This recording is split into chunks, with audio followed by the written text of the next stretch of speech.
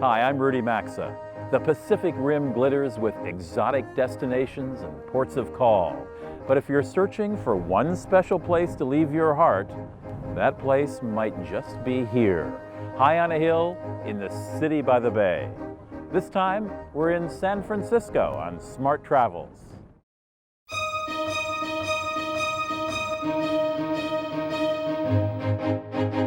Smart Travels is a grand tour of the world's great destinations, the people, places, and unique local flavors. Now, tips, trips, and secret places on Smart Travels Pacific Rim.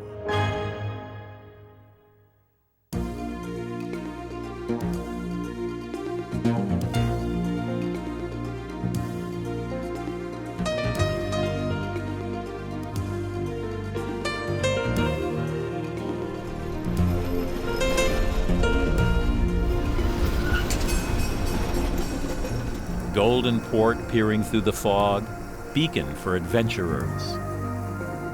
A fusion of cultures flaunting a checkered past. San Francisco's variety, energy, and offbeat sights are enough to make your head spin. But if these famous hills bring on a wave of vertigo, don't worry. There's always a fresh breeze coming in from the bay to bring you to your senses.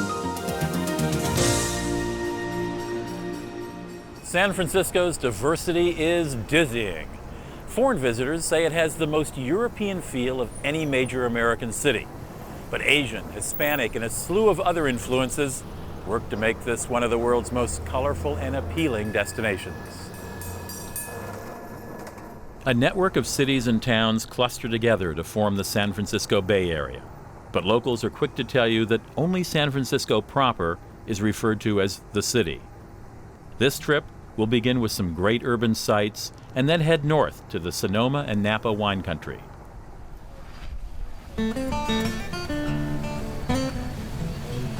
San Francisco's famous Fisherman's Wharf is layered in history. Early on, the easily navigated harbor attracted Native Americans and European settlers. Then the gold rush of 1849 transformed this area from a sleepy village of a few hundred people to a boisterous boomtown.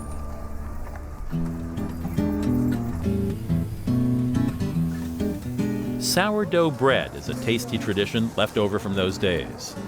Although the tangy bread has actually been made in one place or another for at least 5,000 years, it holds a special place in this city's history. Back in 1849, when gold was discovered in them thar hills, the Great Rush was on.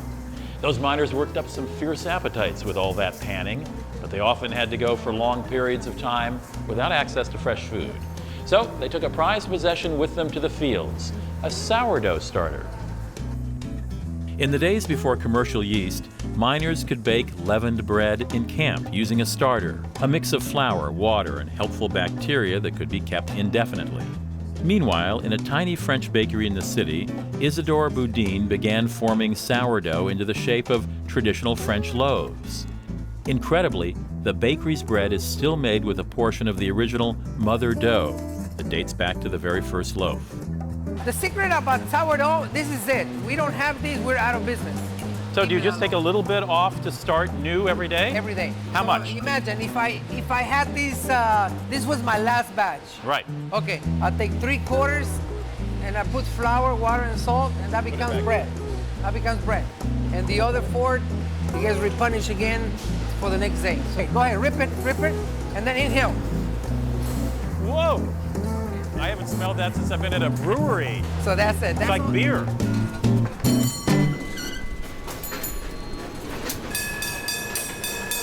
San Francisco has something to satisfy just about every traveler's taste. There are 1,000 acres of nature and art in Golden Gate Park, and a world-class opera house and symphony hall. We're hopping aboard the only National Historic Landmark that you can ride, a famous San Francisco cable car, to check out one of the city's must-see neighborhoods. From exotic red and gold lanterns to the pungent aromas of food stalls, Chinatown is a sensory explosion. Many U.S. cities have Chinatowns, but San Francisco's is the oldest, largest, and most visually striking. Beginning in the mid-1800s, immigrants from China came through this port city in search of gold, railroad work, or other opportunities. This neighborhood grew into a home away from home for the transplanted Chinese, who could find familiar food, newspapers, and welcoming faces here. After the devastating 1906 earthquake, some city planners tried to move the Chinese to a new location, but local leaders saved the community from being uprooted.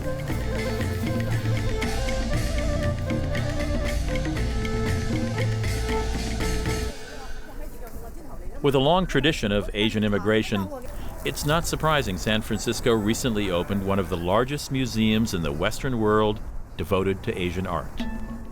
This building, which dates to 1917, was once the city's main library.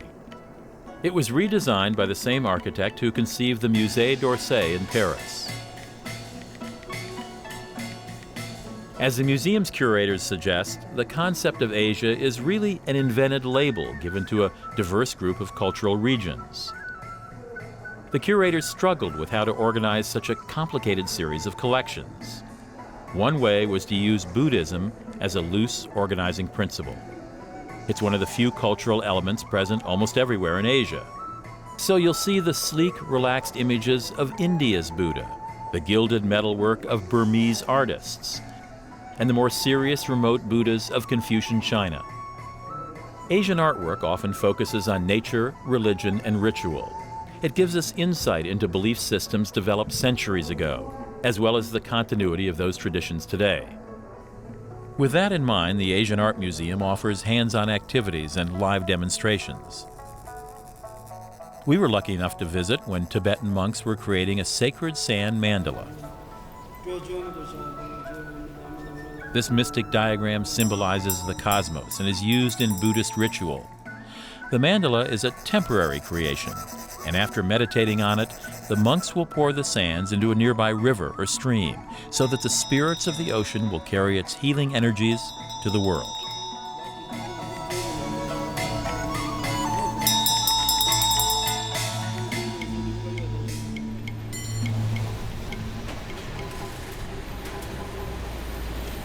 To me, San Francisco is a city of celebration, reveling in diversity, in art, and I'm very happy to say, in food. Here on the docks, where ferry boats come and go, the Bay Area's agricultural bounty and culinary traditions all come together under one roof. In the ferry building marketplace, you'll find popular restaurants such as the Slanted Door, which specializes in Vietnamese cuisine. The building's market stalls serve up fresh produce from small regional farmers and ranchers, much of which is certified organic. Other tempting offerings include specialty cheeses and olive oil. Oh, that's nice. I'm a sucker for goat cheese. Considering the area's abundance of fresh produce, it's not surprising that vegetarians thrive here. The Fort Mason Center, a few miles up the waterfront, features one of the city's beloved institutions, Green's Restaurant. This decades-old vegetarian eatery is right at home in a city that rejoices in alternative lifestyles. Annie, is there any other city in the country where a restaurant like this could have begun and thrived? I would say that San Francisco is the best bet for a restaurant like this. Just the history of the city and the city being open to all kinds of eclectic new things, unusual things. And the number one inspiration is just all the amazing produce, the incredible cheeses, the fabulous olive oil, the olives, the nuts, all the ingredients. Helping to pioneer vegetarian cuisine in the U.S., Green's was founded by the San Francisco Zen Center. Green's was one of a number of businesses that was opened in the 70s to help support Zen Center and also make it possible for people who are interested in Buddhist practice and were making Buddhist practice their life to make it their livelihood as well. But you don't have to be Buddhist to have fun eating here. You do not have to be a Buddhist to have fun here eating.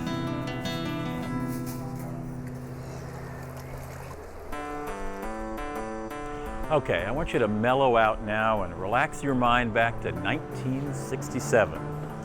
It's the summer of love. The peace movements come into full swing. It's a time of war protests, flower children, drugs, and free love. Oh man, those were the days. The young people, attracted by the Haight neighborhood's cheap rents and camaraderie, made this the place to be. The Grateful Dead, Jefferson Airplane, and Janis Joplin found musical inspiration here, and the corner of Haight and Ashbury became a symbol of the flower child generation. Though the idealism of the 60s has weathered a bit with age, the neighborhood remains a hub of political activism. All you audiophiles out there won't want to miss Amoeba Music on the neighborhood's western edge. Amoeba is the largest independent music seller in the country, and Rolling Stone magazine once called it the best record store in the world. It's housed in a former bowling alley, and there's something here to satisfy every taste, from cutting edge to hopelessly dated. Holding firm to its activist roots, the store donates part of its profits to preserve rainforests. Travel writers are unanimous. We all agree that the best way to see San Francisco is on foot. Go west, young woman. 10 daring divas who did it their own way. We're talking about women who, despite the cultural or societal confine of the time, be it racism, sexism, corsets, they did whatever they want, whenever they wanted it, and they did it their own way. And to make walking this eclectic city even more fun, we've hooked up with a tour group called, appropriately enough, Foot. So this statue was dedicated in 1903 by President Theodore Roosevelt for Admiral Dewey, blah, blah, blah, blah, blah. We don't care about those guys. We're talking about the lady at the top of the statue, Miss Alma de Bretteville Spreckles. Proud of their liberal ways, San Franciscans have always marched to the beat of their own drummers, and this tour is no exception. What I do want to tell you is that she started out her gold-digging career as a young girl in San Francisco. I'm ready for a little coffee break, and I've found just the spot. One of San Francisco's sensory pleasures is the smell of roasted coffee beans wafting through the North Beach neighborhood. The area was settled by Italian immigrants more than 130 years ago, and it's still largely Italiano. And even after so many generations, young and old still come together here to share a meal or cup of espresso.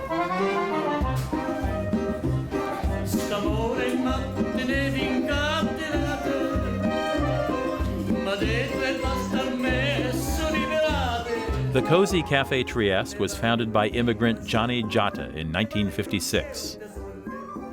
On Saturdays, customers are entertained by the owner's family sing-alongs. Back in the 50s, this was a hangout for the bohemian crowd, and Jack Kerouac and Allen Ginsberg were regulars.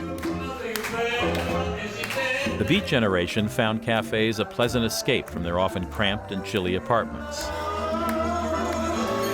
Later, a young Francis Ford Coppola would write part of the screenplay for The Godfather here.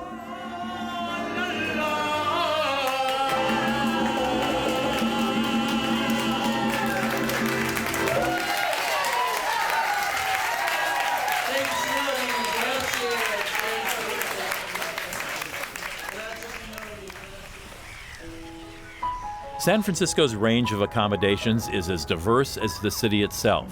If you're looking for sheer indulgence, its luxury hotels rank among the world's finest. The Four Seasons, a favorite with celebrities, has a great location right on Market Street.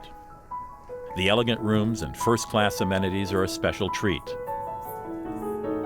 While hotels are plentiful here, to get your first choice, it's always smart to make reservations, especially during summer months. Now for accommodations of a different sort. San Francisco's most popular day trip has to be the boat ride to Alcatraz, a 15-minute jaunt across the bay. The Rock, as it's known, holds the dubious honor of being the most famous of all U.S. penitentiaries. The island was once a U.S. military post and prison. Then in the 1930s, the government began looking for somewhere to house the civilian population's worst offenders. Alcatraz seemed like an obvious choice. It was close to land, but isolated by tides, currents, and frigid bay water. For 34 years, it served as a maximum security penitentiary, the end of the line for hardened criminals who couldn't be handled anywhere else. Alcatraz was impossible to escape from, or so everyone thought. Everyone was wrong, because in 1962, 3 men wriggled out through air vents, fled the island on a homemade raft, and were never heard from again. Did they survive? Well, we may never know. But the incident was made famous by the movie Escape from Alcatraz, starring Clint Eastwood. The lonely cells and cold metal bars paint an eerie picture of daily life in this dark fortress.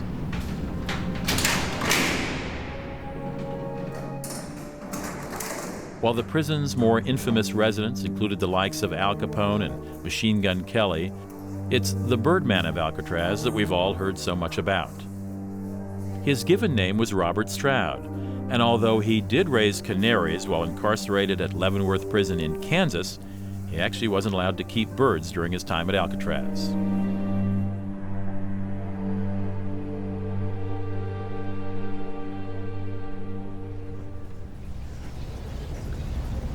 Okay, so everybody knows about Alcatraz, but many visitors to the Bay Area overlook this big island right next door. Some find Angel Island even more interesting than its famous cousin. And with an island hop ticket, you can visit both in one day. The 740-acre park is a kind of microcosm of U.S. military history, beginning with its days as an Indian hunting ground, right on through its use as a missile base during the Cold War. How did this come to be a military base, and when? In 1863, during the American Civil War, they wanted to protect the bay from the Confederates invading. Wait, the Confederates invading California? Exactly. Why would they do that? Well, we had the gold reserves in Sacramento. So as you can tell, this time of year, as the fog rolls in, it covers the whole bay. And so it's easy for a ship to sneak in under the cover of the fog and go into Sacramento and invade and steal the gold. On the east side of the island, Fort McDowell was a hub of activity during the Spanish-American War, and during both World Wars, when thousands of men passed through here on their way to the Pacific. This immigration station earned Angel Island its nickname, Ellis Island of the West. What happened here? This is the Angel Island Immigration Station. It was a processing center for mainly Chinese immigrants. Hundreds of thousands of Asian immigrants were processed here between 1910 and 1940. The detainees were often held for months and sometimes even years before being allowed to enter the U.S. or being turned away. 200 people in one room, hot, cold sometimes, just stuffy and loud. It was a very unpleasant experience for them.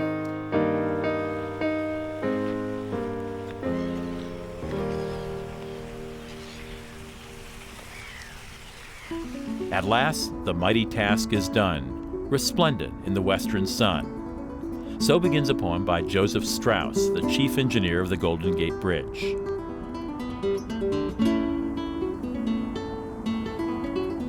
The suspension bridge connecting San Francisco with Marin County is an icon the world around. The great span took more than 4 years to build and cost $35 million Depression-era dollars. Pundits of the day asserted that no one could bridge the perilous waterway known as the Golden Gate. Nevertheless, the long, lovely bridge opened to vehicles on May 28, 1937, and has faithfully served San Franciscans ever since.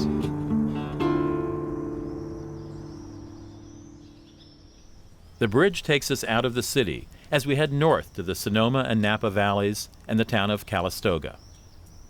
The scenery unfolds into miles of farmland and picturesque vineyards. A Hungarian count launched the whole winemaking business back in 1857. California, he said, can produce as noble and generous a wine as any in Europe. He carried back thousands of vine cuttings from his European travels and started an entire industry. But even those who aren't into wine will fall in love with the beauty and serenity of this landscape. At Cornerstone Gardens in Sonoma, an ever-changing series of walk-through gardens introduces visitors to innovative designs from some of the world's finest landscape architects. Modeled after the International Garden Festival at Chaumont-sur-Loire in France, the project celebrates the connection between art, architecture, and nature. Chris, what's the concept behind Cornerstone Gardens? The idea was to invite 22 landscape architects from around the world and give them each a space, about 2,000 square feet, and invite them to design a garden. Anything they wanted? Anything they wanted. So the gardens turned out to be very conceptual sometimes, whimsical, fun, sometimes traditional. A garden can be whatever you want it to be. And a garden can be just an idea of objects. It can be pretty flowers and traditional plants, but for us, it can be a garden of ideas.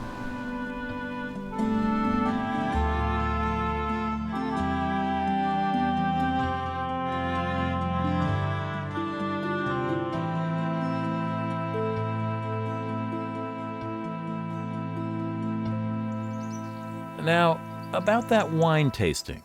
One of my favorite wineries is Clos Pegase near the town of Calistoga.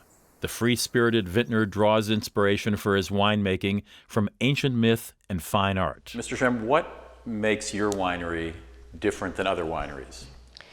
Clos Pegase is a marriage of wine and art.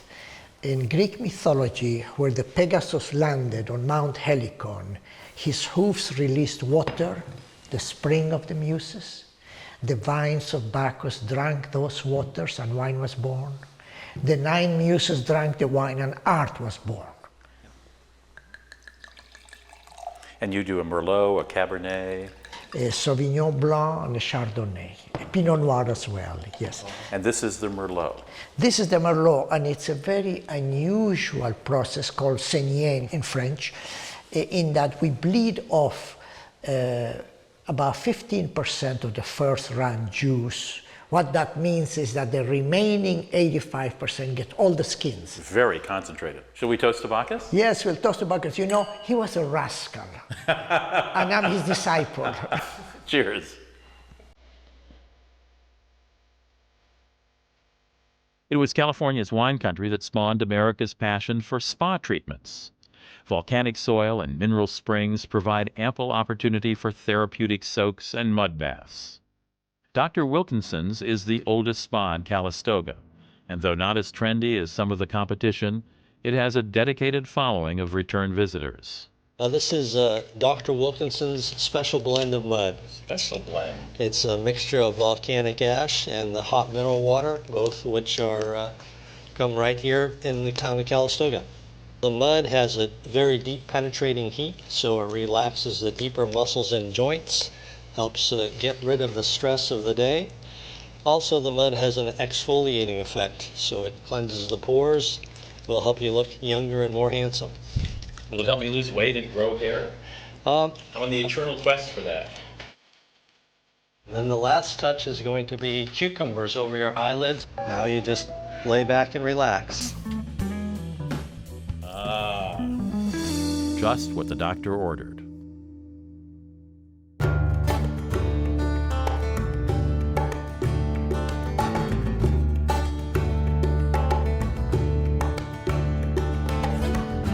From the cultural collage of San Francisco's neighborhoods, to the dizzying summits of city hills, to the mellow vines of the wine country, the Bay Area is sure to turn your head and win your heart.